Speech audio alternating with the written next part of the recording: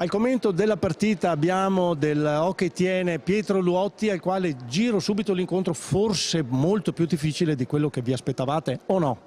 No, ci aspettavamo che fosse un incontro difficile, però ce lo siamo complicati noi. Siamo partiti bene i primi 2-3 minuti, subito sul 2-0, poi abbiamo calato il ritmo e da lì ci siamo complicati la partita. Forse è la peggior partita che abbiamo disputato fino adesso, quest'anno.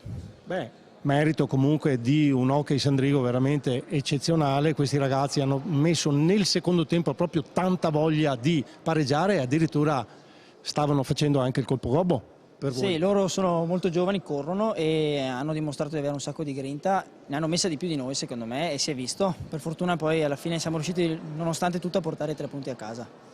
Sì, esatto, quello è importante soprattutto per la classifica. Certo che vedere in fondo una squadra del genere, vedere in fondo la classifica almeno di Coppa Italia, senz'altro fa ben sperare per il proseguo soprattutto del campionato per quel che riguarda il Telea Medical. No, il Sandrigo, ripeto, è una squadra giovane, ha bisogno di fare esperienza, però il campionato quest'anno, sia la Coppa Italia che poi il campionato, sarà super agguerrito, tutte le squadre sono più o meno allo stesso livello, quindi non si può abbassare la guardia contro nessuno. Come vi state preparando per gli ultimi 2 incontri?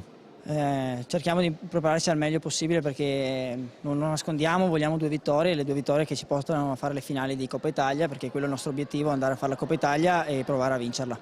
Benissimo, ti ringrazio e in bocca al lupo per i prossimi incontri. Grazie Crepi.